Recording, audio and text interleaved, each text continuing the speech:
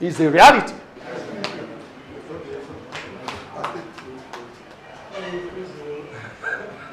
I know that we are listening to you, but then I want to. He's not talking to you, he's talking to his dear friend. Go ahead, continue. We can hear you. Don't mind the distraction. He was talking to his dear friend. Sorry, I need to get hear something from you. You really pointed out or highlighted some of those critical issues that these body freeze could hamper the coming election. But I was actually trying to get your position on some of these things we've talked about. The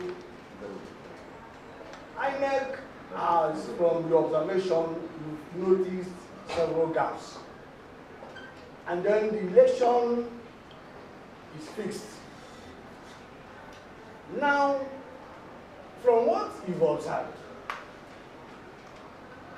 are you saying that we shouldn't go into the elections? Or are you saying we should go into, because we don't have all the time? From what you observe, are you saying that this election should not until these issues are sorted out? Because you are raising almost an alarm that, look, take care of this and you don't have all the time. So what are you saying?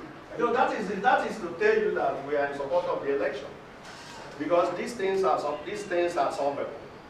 The only thing that is no longer, that blunder has been committed. But let me tell you, you have right to assess every situation, even after the conduct of election. The United States, the European Union, and what have you, see them addressing a press conference. Njenje, girl are there, and that is the role we are playing. We are not gathered here to begin to promote one country. It's not our business. It's not our business. Go there. If you know that you are a candidate, go there. Promote free and fair election, inclusive election.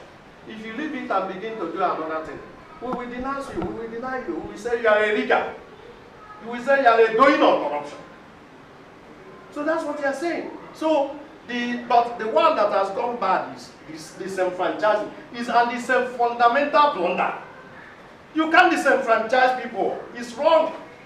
And that is not as if, whether you disenfranchise people in the context of egalitarianism without discrimination, or you did it discriminatorily, it's wrong. You don't do that. It's a fundamental thing. Now that is why it is called fundamental human right. Right to vote or be voted for. Right to participate in a political process. Don't never mind that Nigeria is a country that is not serious. Even those people in it are not serious. So when bad things go wrong, when bad things happen, they say, well, it's normal, what have you. But we must have to, as conscience of the people, as societal agents, we are here to condemn what is right, what is wrong, and commend what is right. So we are not saying INEC will not go, but we are telling you, this is the election that INEC is going to conduct. For instance, if we are talking about military, please, don't militarize, don't terrorize voters. It does not mean that the election will not vote. If you are saying justices of the Supreme Court or Court of Appeal, please do not repeat the armada of a post-election judicial hierarchy in Imo State in 2023 presidential election. It doesn't mean that that the military will, the judiciary will not preside over the post-election litigation. So we are doing our best here by staking our liberties and what have you, to conscientize people, to inform the whole world of what is in the offing. That's what we are saying. It doesn't mean that we are not in support of, we are saying elections should be put off. So that is it. But we are telling you, and thank God you captured it, that we are saying these are 11 critical issues that must be addressed. If, for instance, we are coming to the Southeast and say, these counterfeit and Biafra agitators, enough of this nonsense, allow people to go and vote. Because one day, if they stick on this, what do you call it, right to struggle for self-determination, whether nationhood, statehood, autonomy, and what have you, one day it will get to remain consistent. You find out that one day UN will say, okay, come, we have been listening to you people. What do you have?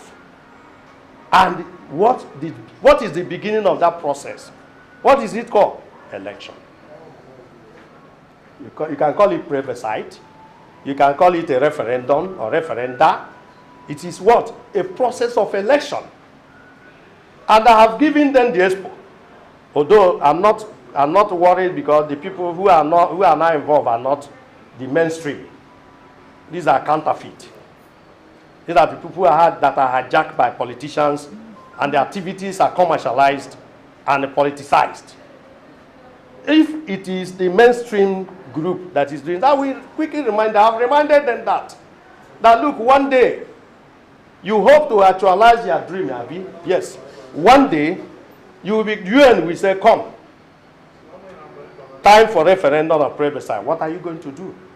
And what if the host government, the host territory, now begin to apply this method? You apply no election, and begin to import all these people from Chad and Niger and what have you, and dress them, give them ubunze and what have you, to go and participate in it. Once you get 51 days, those who say no referendum, clocks 51%. And those who say referendum, 49, that is the end of referendum for the next 1,000 years. Prof, am I right? That's what we are saying.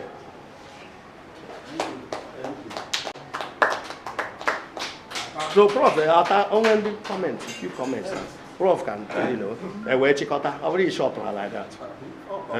But no, 1 minute. No, we can. No, we can, one or two of them. From here, from the table.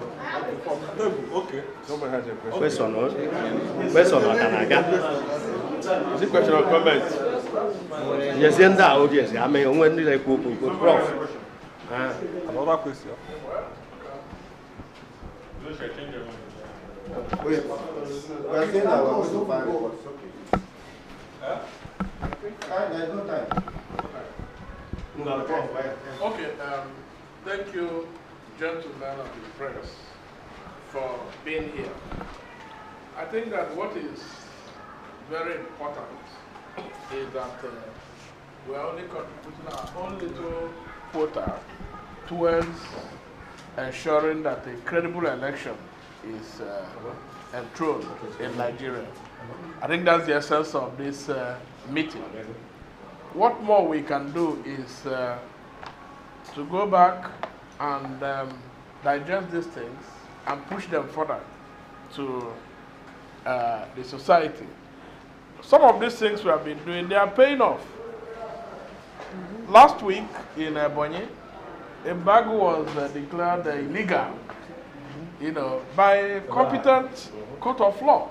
If people had gone to sit down to say, well, we can't do anything, it would be so. And so, what I think we're doing is something that we will continue to do.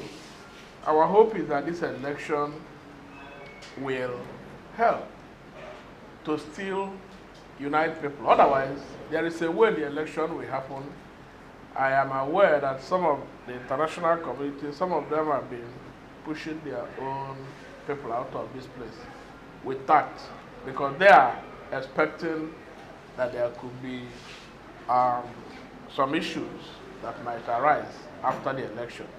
So, but, well, God forbid, by our own conscientious efforts, as we're doing, all of us, the country will get back on the rightful trajectories that will help us to get to the point we all expect. I'm sure that nobody is happy about the way things are managed. El-Rufai, who is making all the noise he's only making it because of few states in the Northwest. There's no country that should operate that way. In my own experience about demography, I've never seen where the population is getting higher.